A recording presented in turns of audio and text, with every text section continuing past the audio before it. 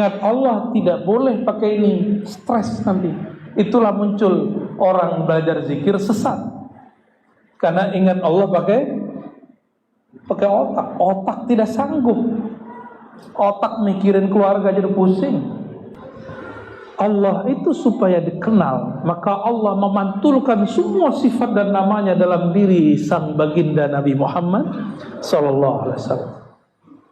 Makanya Nabi Muhammad sallallahu alaihi wasallam disebut Ar-Rahim.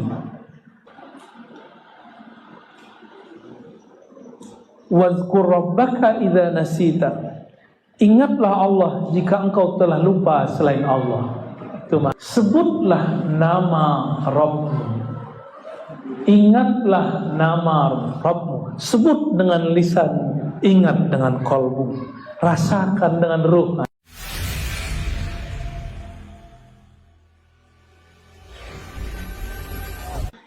Bapak Ibu yang bukan Allah, ini saya bingung nih, mau ngaji apa nih? Kadang ngaji bisa pakai kitab. Mau tema apa? Fikih, hadis, akidah, tasawuf. Mau sunnah, bid'ah? Mau tentang apa? Tasawuf.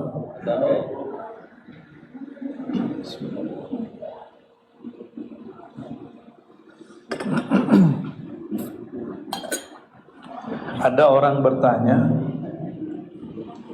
apakah dalil bertasawuf? Itu banyak pertanyaan. Itu sama dengan pertanyaan, apakah dalil berakidah? Apakah dalil berfikih? Jadi itu pertanyaan konyol, cuma diilmiah-ilmiahkan.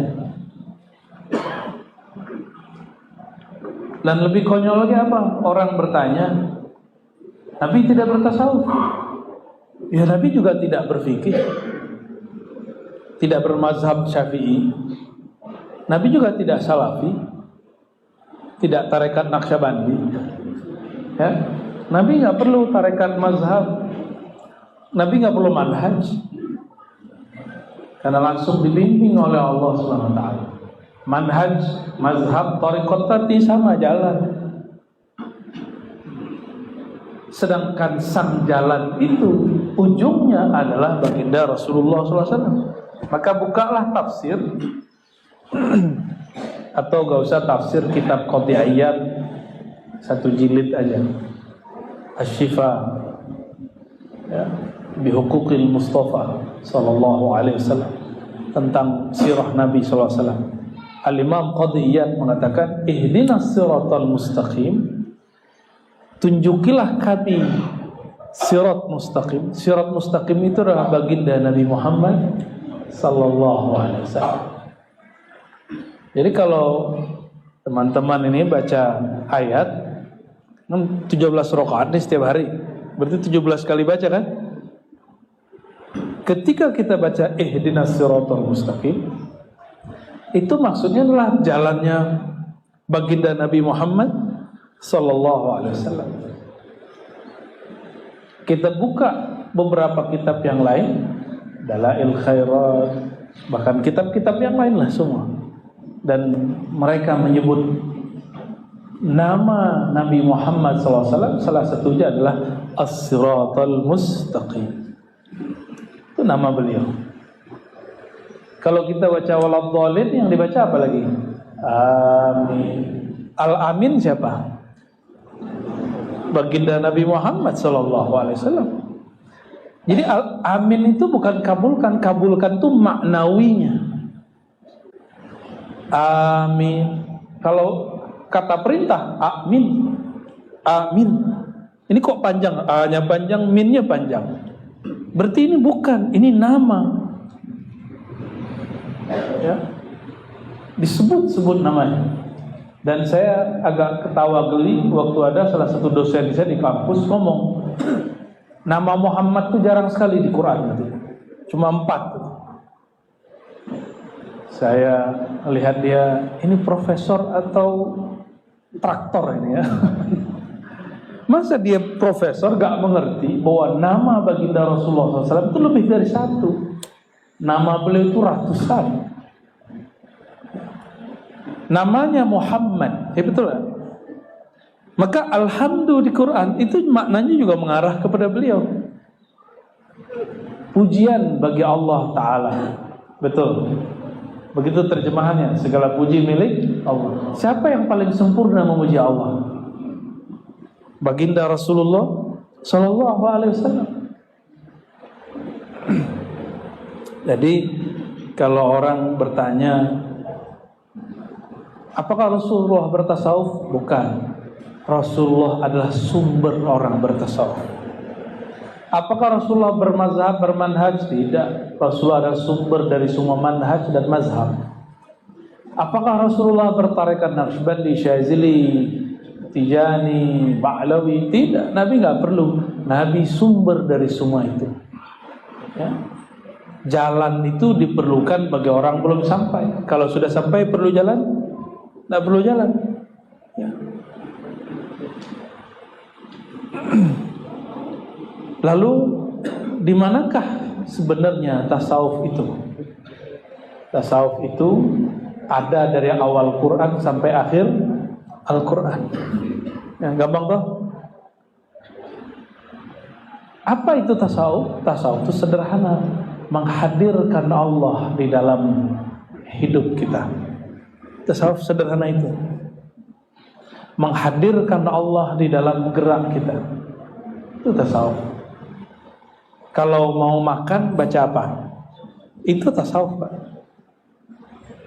Sedang makan bisa zikir nggak? Gimana cara zikir lagi makan? yang nggak bisa. Itu zikir sebelum makan. Zikir sedang makan gimana?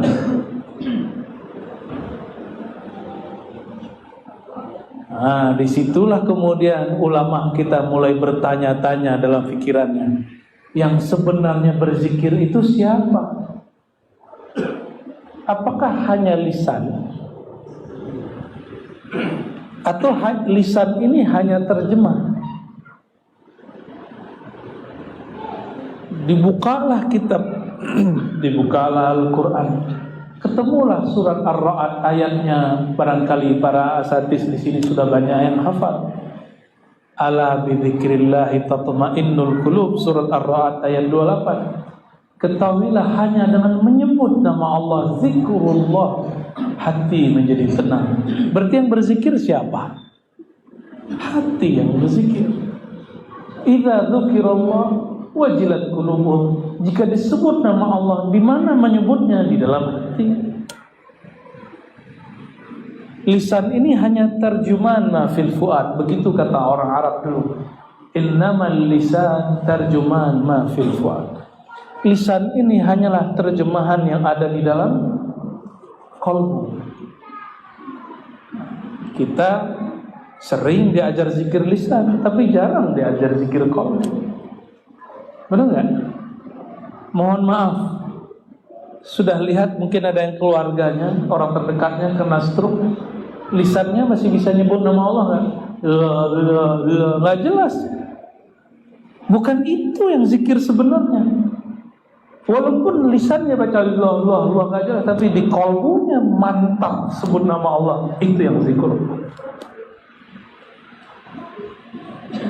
Itu dalilnya tadi. Surah Ar-Ra'd 28, Al-Anfal ayat 2. Idza dzukirallah wajilat qulubuhum. Boleh diarahin di sana. Masih muda tapi udah kayak orang tua. Enggak kuat kena kipas angin. Maka bagi yang kena penyakit stroke pun enggak usah khawatir. Qalbu masih dapat berzikir. Tubuh mungkin sudah enggak kesanggup. Jadi kalau ada keluarganya kena stroke, itu hanya tubuhnya, qalbunya tidak. Nah, sebelum itu terjadi, kan kita nggak tahu nih, Indonesia sekarang pola makannya gila sekali ya, makan nasi. Ini nggak tahu, ini jasa Soeharto pada usaha Soeharto ini ya. Dulu kan kita makan ubi, makan jagung, lalu ada swasembada beras. Akhir semua orang ganti beras. Dulu di Madura dan beberapa wilayah di Jawa Tengah itu masih makan nasi jagung, ada jagung. Saya punya beberapa kenalan masyayikh itu nggak pernah makan nasi sampai umur 80-an sehat, tidak sakit jantung, tidak diabetes. Kita pola makan masya Allah, ya benar ya. Belum lagi santan-santannya. Jadi kalau nanti suatu saat, saya kan nggak tahu nih nasib kita semua, kita nggak tahu. Siapa tahu di antara bapak ini yang hadir ini dapat musibah stroke. Kolbunya belum belajar zikir, sengsaranya lahir dan batin. Maka sebelum itu datang, kolbunya harus terlatih menyebut nama Allah Subhanahu wa ta'ala. Sehingga ketika tubuh ini tidak sanggup menyebut nama Allah, lisan keluh sebut nama Allah, kolbu masih kuat sebut Allah. Ditanya Imam Ash-Shibli, murid Imam Junaid, dia punya kawannya dituduh nyeleneh, namanya Hallaj. Hallaj digantung, dia tidak, dia selamat. Imam Ash-Shibli ketika dia sakit keras, dia ketika sakaratul maut membaca Allah, itu yang dia baca. Apa kata muridnya? Ya Syekh, qul la ilaha illallah. Syekh, ente kan ajarkan kita kalau sakarat baca la ilaha. Tapi ternyata beliau berubah. Apa kata beliau? Wahai muridku, aku sudah dengan yang punya nama, maka tidak perlu lagi menafikan selainnya. La ilaha meniadakan selain Allah. Sekarang dia sudah bersama Allah, masih perlu nggak meniadakan selain Allah? Nggak perlu. Maka muridnya diam. Beliau meninggal baca Allah. Jadi nafasnya naik, Allah turun, Allah. Dengan itu dia meninggal. Dengan itu dia wafat. Namanya Imam Abu Bakar Ash-Shibli. Bid'ah enggak? Enggak. Kenapa tidak bid'ah? La ilaha illallah itu ungkapan lisan, di qalbu Allah. Itu zikir qalbu. Apa dalilnya? Nah, dalil itu ditanyakan kepada amal.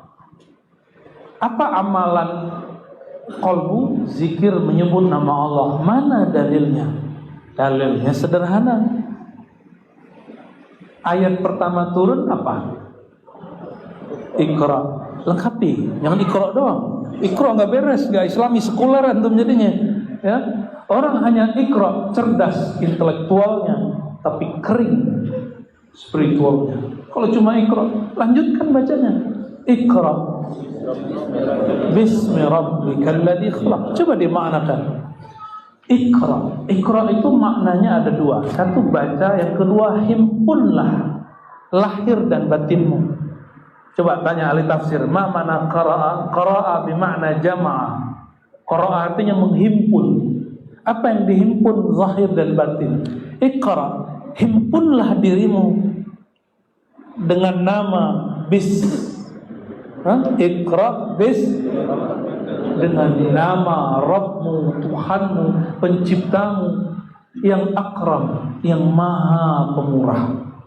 Siapa nama Tuhanmu? Benar. Siapa nama Tuhan kita siapa? Allah. Jadi ketika disebut himpunkan dirimu, lahir batinmu dalam nama Allah. Itulah zikirnya Nabi sallallahu alaihi wasallam.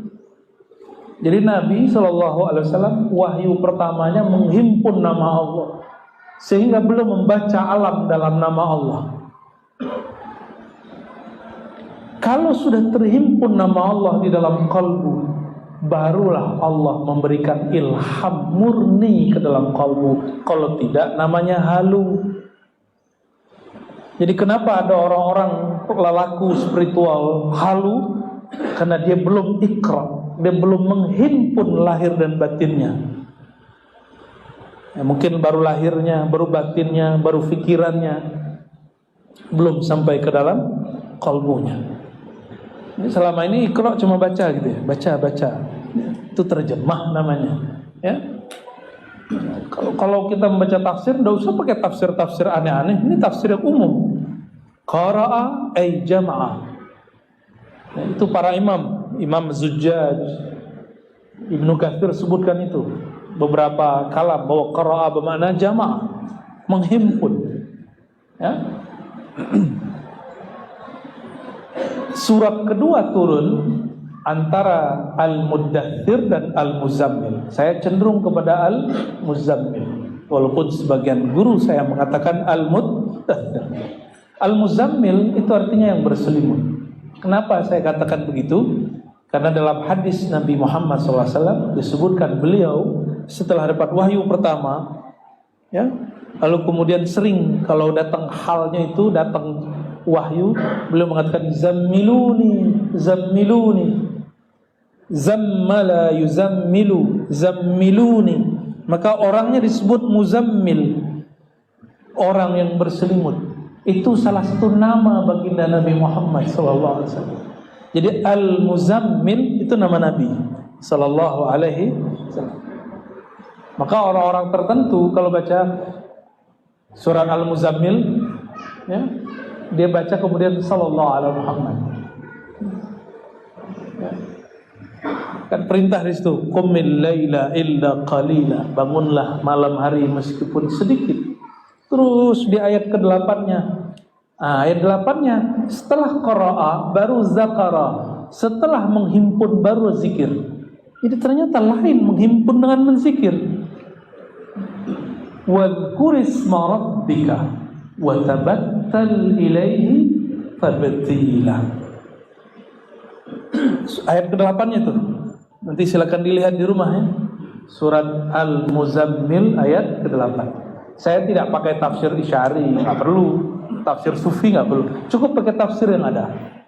Ibnu Katsir, Tabari, Qurtubi, bacaan-bacaan kita itu. Fakhruddin Ar-Razi. Apa kata beliau? Wadhkur isma rabbik, sebutlah nama Rabbmu. Sebutlah nama Rabbmu, penciptamu. Siapa nama penciptamu? Itu terjemahan satu. Zikir itu maknanya menyebut. Yang kedua maknanya mengingat. Kalau sebut Allah, subhanallah, subhanallah itu nyebut. Ingat gak dia? Bisa ingat gak yang disebut namanya? Pasti lupa semua. Ya. Yang punya nama itu ingat gak? Jangan diingat pakai ini. Mengingat Allah pakai ini haram.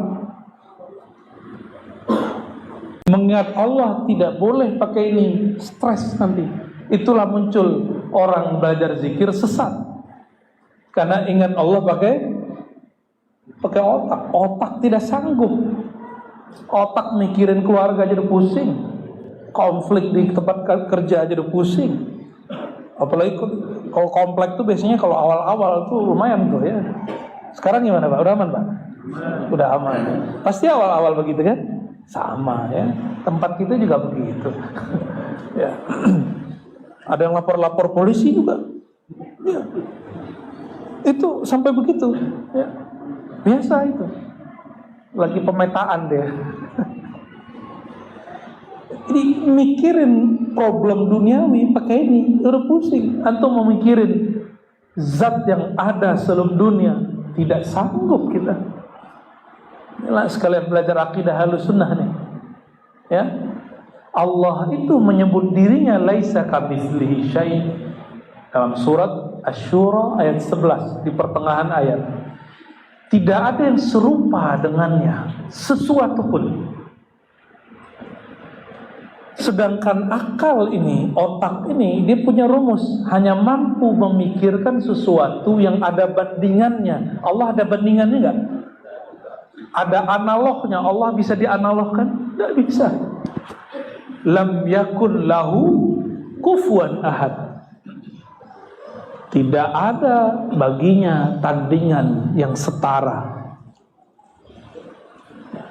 Semua sifat nama Allah itu Allah pantulkan dalam seorang diri namanya Sayyidina Muhammad SAW. Jangankan kepada Allah, mirip dengan pantulannya pun nggak ada. Pantulan itu bahasa Arabnya tajalli. Allah bertajalli. Nah, ini baru kajian tasawufnya. Allah itu supaya dikenal, maka Allah memantulkan semua sifat dan namanya dalam diri sang baginda Nabi Muhammad sallallahu alaihi wasallam. Makanya Nabi Muhammad sallallahu alaihi wasallam disebut Ar-Rahim. Wabil mu'minina raufur, itu sifat nama Allah, tapi disebut sebagai nama baginda Nabi Muhammad sallallahu alaihi wasallam. Itu dahsyat beliau. Nama Allah jadi namanya. Itu cuma Nabi Muhammad sallallahu alaihi wasallam. Nabi-nabi yang lain enggak. Hanya Nabi Muhammad yang disebut Rahim, disebut Rahum. Nabi yang lain tidak. Nabi yang lain yang paling tinggi Nabi Ibrahim, Nabi Nuh, Nabi Musa, Nabi Isa. Nabi Nuh disebut di Quran abdan syakura, hamba yang bersyukur. Tidak sampai rahimah. Kenapa? Dia masih mendoakan umatnya hancur binasa. Ini baru ngurusin masyarakat sedikit sudah main kutuk-kutuk kan kita. Maka kita ini belum layak disebut rahim. Rasulullah sallallahu alaihi wasallam dilempar, dilukai. Itu kan mirip seperti hari ini. Beliau itu lengkap, dibully secara verbal iya, disakiti secara zahir iya, disinggung batinnya iya. Lengkap Nabi. Maka antum yang ingin mengikuti jalan kenabian mesti mengalami dua itu. Ya. Minimal badannya sakit-sakitan karena dibully ya. Dibully di komplek aja bisa sakit loh kan. Ya. Dibully di grup RW, RT aja bisa gak muncul-muncul ke masjid sebulan. Bisa langsung sakit badannya. Allahumma sholli ala sayyidina. Gimana mau ngurus negara? Ngurus komplek aja gak beres. Nyalek, ya salam. Nggak ngaca ya, tapi karena jadi pemimpin itu sekarang gampang ya, cukup dengan nyalek, tinggal nanti kayak judi kan. Ya untung-untungan, kata si Fulan, ya bukan kata saya. Kalau saya nggak sepakat sih politik kayak judi, nggak sepakat, tapi kata dia begitu. Oke. Jadi ayat yang dibaca wazkurisma rabbika ada makna lain selain menyebut, yaitu mengingat. Kita tidak sanggup mengingat Allah dengan akal, pikiran. Maka kata Imam Al-Qushairi, imam ini imam ahli hadis. Apa kata beliau? Namun ahli qalbu. Wazkur rabbaka idza nasita. Kalau ahli fikih baca ayat ini terjemahannya, jika engkau lalai tertidur, sholatlah jika ingat atau terbangun. Ini terjemahan ahli fikih. Ahli fikih. Kan beda ahli, beda terjemahan. Boleh nggak? Boleh, karena terjemahan ayat lebih dari satu. Yang memonopoli makna ayat, nah itulah Tuhan-Tuhan kecil ya. Nabi aja tidak pernah monopoli makna ayat. Masa ada orang monopoli hanya penafsiran dia yang benar?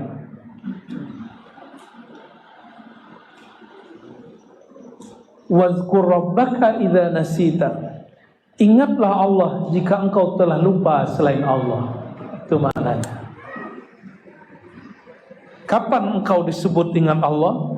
Jika engkau lupa kepada selain Allah. Nah, proses mencapai lupa kepada selain Allah, itulah yang disebut thariqah. Jadi kenapa orang perlu berthariqah? Supaya dia lupa kepada jalan selain jalan Allah. Dengan apa? Tolong diingat tadi, zikir bukan dengan pikiran. Zikir dengan apa tadi? Berarti kolbunya melupakan selain Allah, pikirannya boleh. Maka sholat tidak batal kalaupun bapak-bapak ini kepikiran yang lain. Itu rahasianya. Nyambung gak? Di kolbu hanya Allah, di pikiran ada selain Allah, tidak masalah. Ya, jadi bisa memisahkan ini. Ini bukan pembenaran tidak khusyuk lah ya. Ini menjelaskan kenapa sudah ngaji lama, sudah zikir macam-macam, kok pikiran masih kemana-mana. Karena memang beda. Ini maunya ke bumi, ke dunia, sedang ini maunya ke langit. Tarik menarik dia. Ya.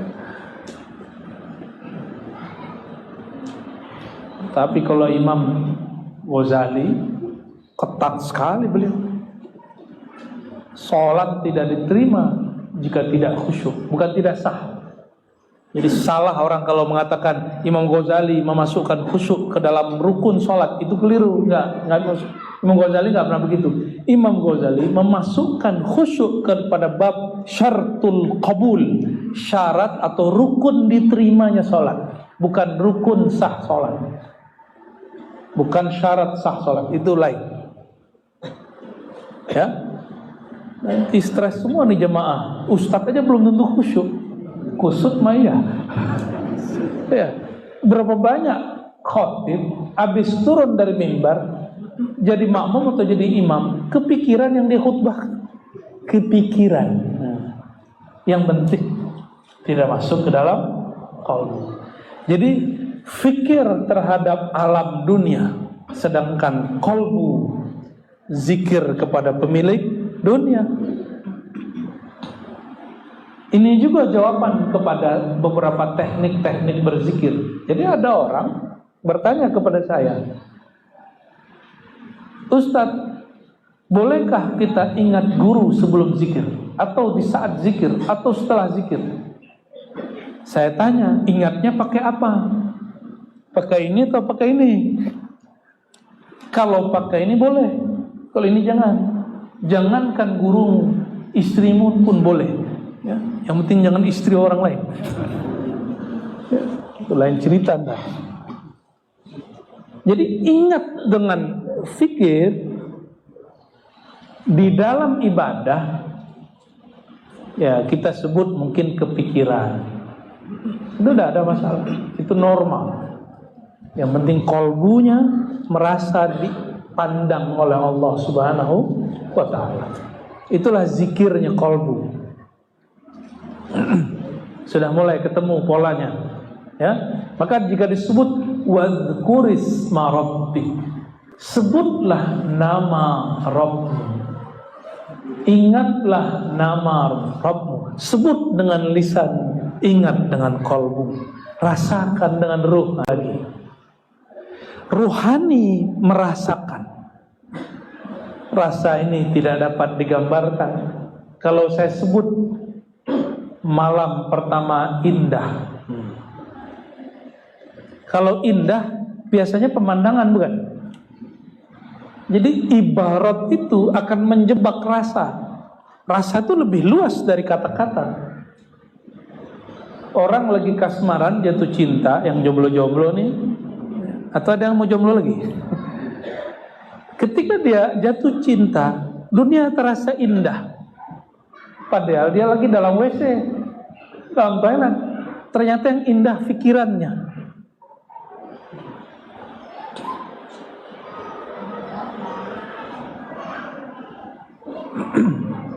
Maka zikir ini ada 3 tingkatannya. Ayat tadi, zikir menyebut dengan lisan, munafik juga bisa. Handphone lebih dahsyat. YouTube kita itu puterlah, ada zikir subhanallah wa bihamdi surah azim 1 jam non-stop. Ada nggak? Ya, zikir lafaz Allah Allah Allah 1 jam non-stop, nggak capek dia. Ya, sholawat hadiah Muhammad, sholawat tafrijiyah, macam-macam. Ada sholat hadiah 3 jam. Nggak pernah capek di YouTube. Paling habis apa? Datanya habis.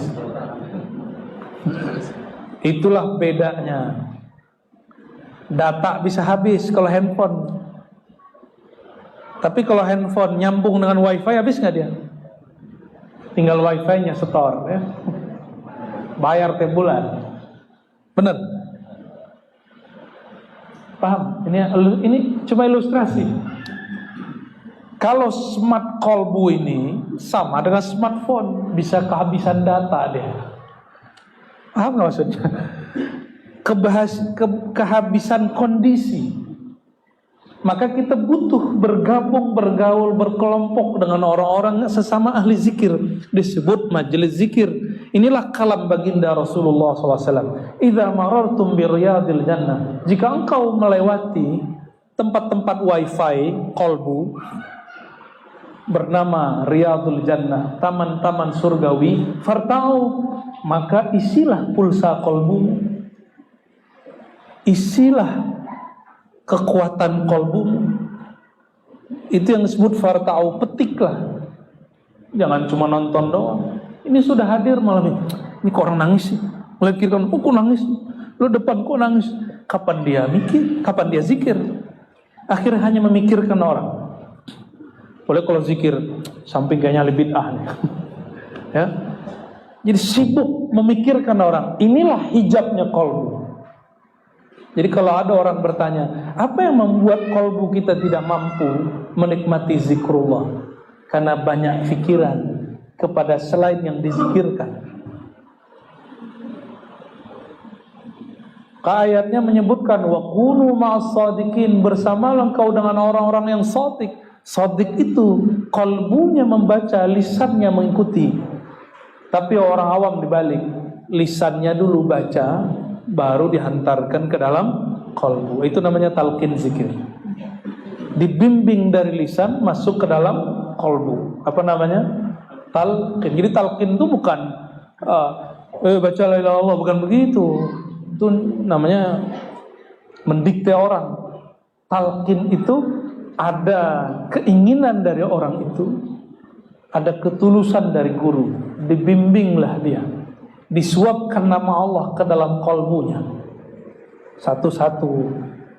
Selevel sahabat Nabi Ubadah ibn Samit, Ali bin Abi Thalib, Abu Bakar Siddiq, itu sahabat-sahabat masih ditalkin Nabi Muhammad SAW.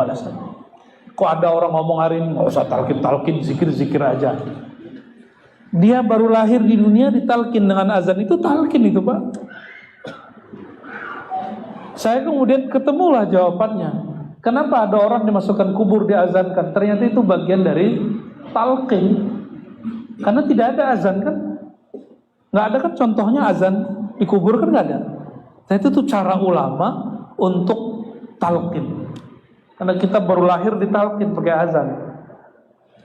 Coba perhatikan Mbak, anak-anak kita itu. Pas baca Allahu Akbar harus nangis. Baca asyhadu alla ilaha illallah, mulai suaranya mengecil. Disebut nama baginda Rasulullah, asyhadu anna Muhammadar Rasul, biasanya diam dia. Coba cek, saya udah punya anak 3 dan saya menyaksikan itu. Lupa ya. Jangan-jangan anaknya lahir lagi di luar kota ya. Sibuk bener. Alhamdulillah Allah izinkan saya menemani ya, istri saya melahirkan terus. Kalau kita kan nggak melahirkan Pak. Kita asbab aja ya. Enak aja. Kenapa dibacakan azan? Ternyata sang jabang bayi dulu janin di dalam rahim ibunya, itu rahim. Rasulullah itu rahim, sedangkan perempuan rahim, ya-nya hilang. Karena ya-nya itu sudah ada pada diri ibunya. Ya itu adalah sir kasih sayang yang ada dalam diri seorang hamba. Makanya rahim, sangat penyayang. Begitu artinya. Ya, sangat penyayang. Nah, kita ini kan lahir dari rahim ibu. Enggak disebut kok. Kalau kita kan menyebutnya apa?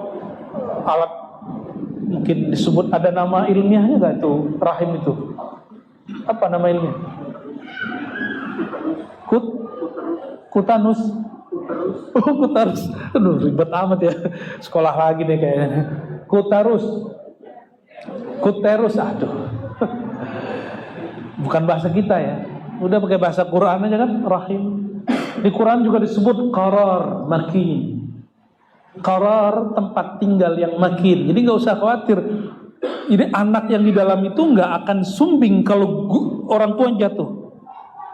Kalau ada anak yang kemudian cacat lahirnya, mungkin ibunya salah minum obat-obat kimiawi ketika dia masih hamil. Ya, maka coba kalau baca obat, minum obat, lihat di situ ada pantangan, kontraindikasi. Karena Allah menciptakan anak itu pasti ahsan taqwim, pasti itu.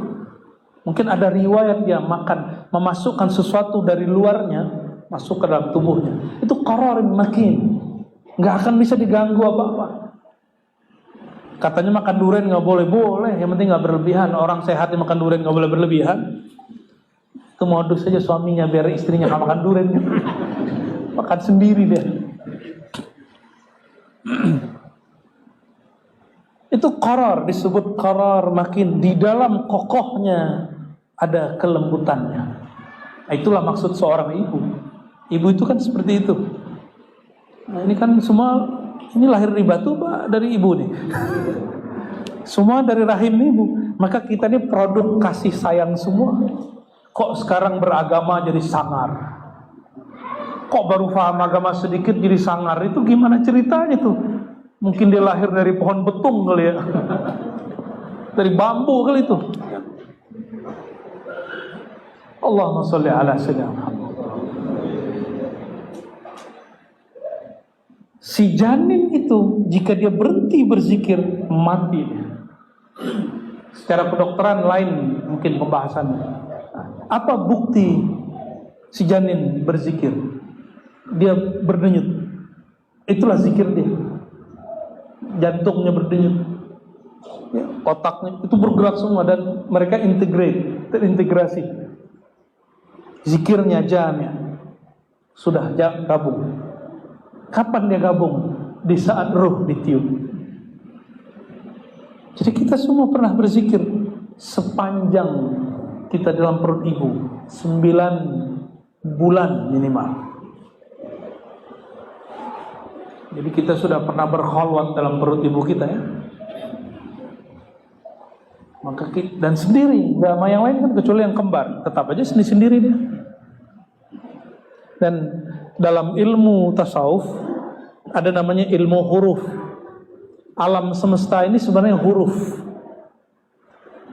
Jika dirangkai jadi kata, ya, Bapak ngangguk-ngangguk itu huruf, huruf paham namanya. Ya, iya. Ada yang lagi geleng-gelengan, la, itu huruf semua itu. Itu huruf. Ini bukan halu. Bahkan dalam ilmu filsafat modern ada namanya hermeneutik. Hermeneutik itu bukan ilmu yang perlu kita ikuti, tapi saya sekedar sharing aja. Bahwa ada namanya kata-kata tapi tidak berhuruf. Orang demo walaupun gak bawa tulisan, itu sudah sebuah kata-kata, sebuah teks. Jadi teks itu ada yang maktub, mastur, ada yang ghair maktub. Tapi maktub tersembunyi, tersirat. Ada yang tersurat, ada yang tersirat.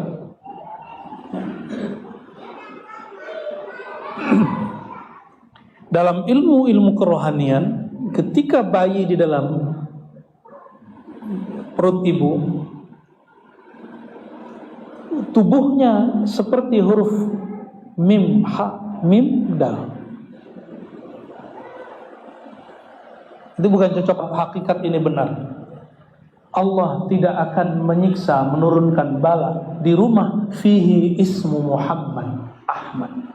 Allah tidak akan menurunkan bala bencana di rumah yang ada rahasia sir nama Muhammad sallallahu alaihi wasallam. Kenapa? Itu bala kan yang bawa malaikat. Ada malaikat pembawa bala. Malaikat punya ruh. Passwordnya kerja nama Nabi Muhammad sallallahu alaihi wasallam. Jika dia mau kirim ada nama Nabi di situ, nggak berani dia menghantarkan ke sana. Sallallahu alaihi wasallam. Bagian akhir yang mau saya sampaikan, kita potong kompas. Di Quran disebutkan yusabbihu lillahi ma fis samawati wal ardh. Bertasbih yang di langit, yang di bumi. Ya, yang di langit ya bumi. Ini bukan cocok logi, yang mampu bahasa Arab saya mau tabadul afham. Barangkali saya salah, tolong tertimbul. Berenang itu bahasa Arabnya apa? Sibah, benar enggak? Sabaha yasbihu atau yasbahu? Sibah. Ya. Berenang. Berlayar. Itu sibah. Bahkan terbang itu dulu disebut sibah. Kata Sayyidina Umar, "Allimu auladukum", ajarkan anak kamu, salah satunya selain panah, as-sibah, berenang. Karena itu untuk keperluan kekuatan fisik. Sibah, sabaha. Kalau kita pakai wazan fa'ala, sabbaha yusabbihu. Yusabbihu lillah. Berenang-renang, kan begitu jadinya. Atau banyak berenang. Yang di langit, yang di bumi untuk Allah. Itu maksudnya apa? Ini secara harfiah nih. Secara harfiah.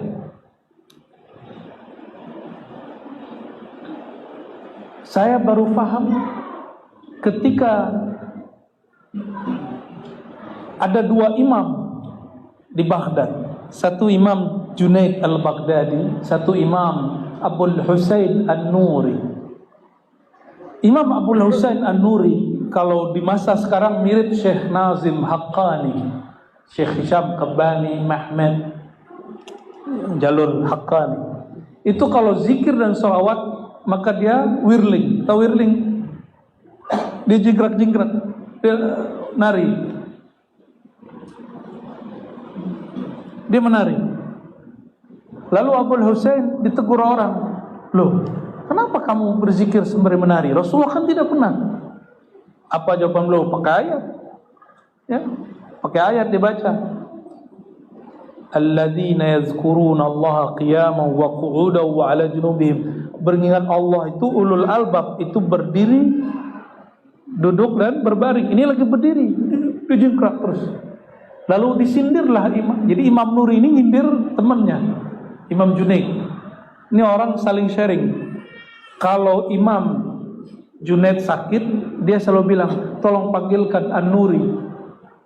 Padahal mereka beda paham, beda thariqah, beda manhaj, beda mazhab, beda zikir, tapi nggak saling membatalkan. Apa kata Imam Junaid? "Panggilkan An-Nuri, saya lagi sakit." Panggil An-Nuri. An-Nuri cuma bilang, "Sakit apa inti Junaid?" Dicandain. Dia pegang kepala-palanya, sembuh langsung. Nggak tahu dibaca apa. Orang yang dianggap tadi jingkrak tidak ada di zaman Rasulullah. Ketika Imam Junaid, dia kalau zikir seperti orang-orang Naqsyabandi yang Khalidiyah, diam. Dia zikir diam aja. Sedangkan An-Nuri jingkrak.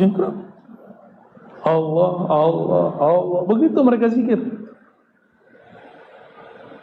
Dibacakan oleh Imam Junaid, "Wa taral jibala jamidan." Kamu lihat bukit itu, gunung itu diam, tapi sebenarnya dia tidak diam, dia sedang bergerak.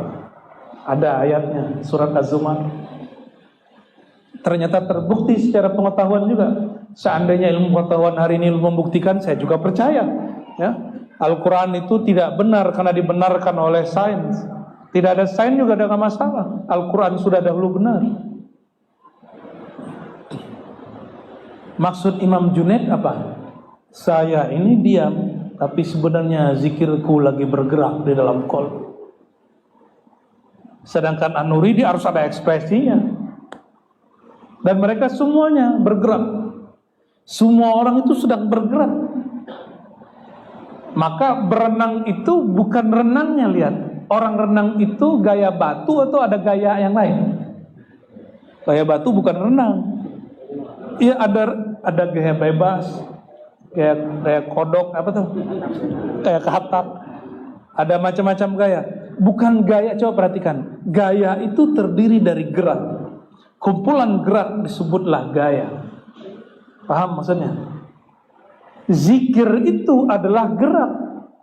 Gerak itu diterjemahkan dalam Al-Quran, yusabbihu lillah, bergerak yang di langit yang di bumi, lillah, untuk menyebut nama Allah. Bedanya apa? Manusia dengan pohon, bukit, ini semuanya Bapak yang pakai tubuh kerikil, batu, semua lagi zikir. Bedanya benda-benda ini berzikir disebut dengan zikir ijbar, sedangkan kita zikir ikhtiar. Mereka berzikir karena dipaksa oleh Allah Subhanahu wa taala, sedangkan manusia berzikir karena kesadarannya, ikhtiar, dia yang sadar. Itu lain, kita zikir dengan mereka. Gak usah tubuh ini zikir, Pak. Setiap hari, setiap detik dia berzikir. Berhenti dia berzikir, berhenti darah, jantung berhenti, maka zikirnya jantung berdetak. Bunyi gitu, tuh. Zikirnya paru, nafas naik turun. Makanya ada zikir paru ini kalau ditulis jadi itu bunyinya nafas. Jangan baca bunyi nafas. Itu bunyinya. Zikirnya kepala ada sujud. Itu lagi zikir semua. Bapak Ibu yang bukan Allah. Jadi berzikirlah pada tempatnya, jangan salah jalan. Dan itu tidak mungkin kalau tidak dibimbing oleh guru yang juga pernah dapat bimbingan dan pewaris-pewaris Rasulullah SAW. Ya, segeralah cari guru, segeralah berlatih zikir, karena kita sudah lama berlatih untuk cari dunia, tapi belum ada yang berlatih mencari pemilik dunia, Allah Subhanahu wa taala. Ya, barangkali itu yang dapat kami sampaikan, semoga bermanfaat. Allahumma shalli ala sayyidina Muhammad.